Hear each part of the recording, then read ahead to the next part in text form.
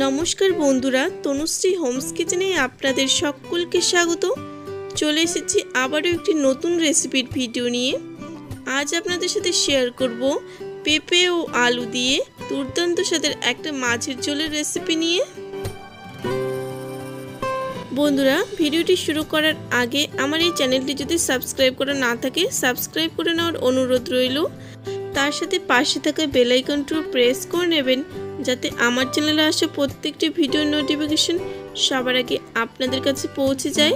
মাছের ঝোল বানানোর জন্য প্রথমেই আমি এখানে 5 পিস রুই মাছ নিয়েছি। এবার এই রুই মাছগুলো ম্যারিনেট করে নিতে হবে। প্রথমে দিয়ে দেব পরিমাণ মতো লবণ, এবার দিয়ে দেব হলুদ গুঁড়ো। এখন লবণ ও হলুদ দিয়ে মাছগুলোকে ভালোভাবে ম্যারিনেট করে নেব। লবণ ও হলুদ দিয়ে মাছগুলো ভালোভাবে ম্যারিনেট করে নিয়েছি। এখন এই মাছগুলো ভেজে নিতে হবে। গ্যাস ওভেনে একটা কড়াই বসিয়ে তাতে পরিমাণ মতো তেল দিয়ে তেলটাকে খুব ভালোভাবে গরম করে নিয়েছি। এখন একে একে এই মাছগুলো তেলের মধ্যে দিয়ে দেব। মাছগুলো তেলে দেওয়ার পর প্রথমে মাছের একটা সাইড হালকা করে ভেজে নিয়েছি। এবার এই মাছের পরের সাইডটা উল্টে দেব। এবার এই মাছগুলোকে উল্টে পাল্টে কিছুক্ষণ ভালোভাবে ভেজে নেব। এখানে মাছগুলোর দুটো সাইডে খুব ভালোভাবে ভেজে নেওয়া হয়ে গেছে। এর থেকে আর বেশি ভাজবো না। এখন এই মাছগুলো তেল ঝরিয়ে তুলে নেব।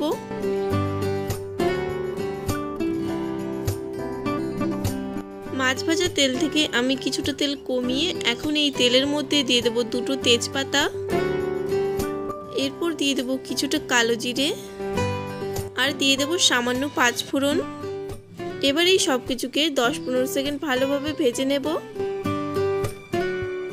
10-15 সেকেন্ড এই মশলাগুলোকে ভালোভাবে ভেজে নিয়েছি। এখন এখানে দিয়ে দেব আগে থেকে কেটে রাখা পেঁপে।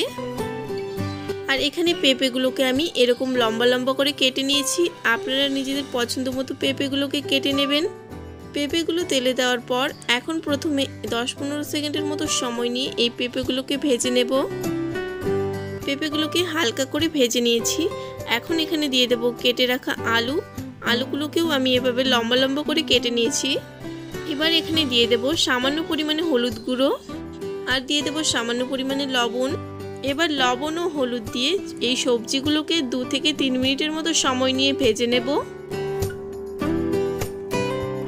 এখানে আমি 3 মিনিটের মতো সময় নিয়ে আলু ও পেঁপেকে ভালোভাবে ভেজে নিয়েছি। এবার আমি এখানে দিয়ে দেব আগে থেকে বেটে রাখা মশলা। আর এই মশলার মধ্যে রয়েছে আদা, জিরে ও শুকনো লঙ্কা বাটা। এবার দিয়ে দেব পরিমাণ মতো হলুদ গুঁড়ো আর স্বাদ অনুযায়ী লবণ দিয়ে দেব।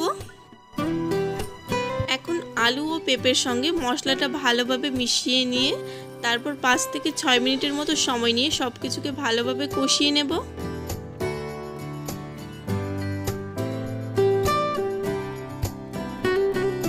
সব কিছুকে ভালোভাবে কষিয়ে নিয়েছি।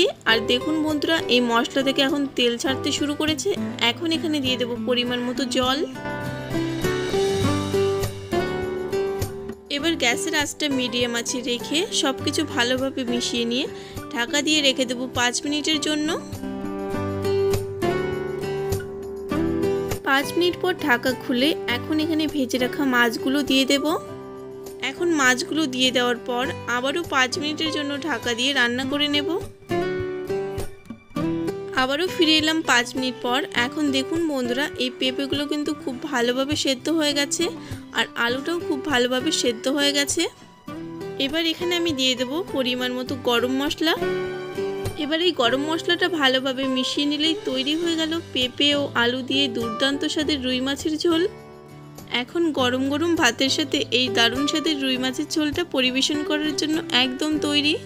বন্ধুরা, আজকের এই রেসিপিটি কেমন লেগেছে অবশ্যই আমাকে কমেন্ট বক্সে জানিয়ে দেবেন। রেসিপিটি যদি ভালো লাগে তাহলে একটা লাইক, কমেন্ট আর যতটা সম্ভব ভিডিওটি বন্ধুদের মাঝে শেয়ার করে দেবেন।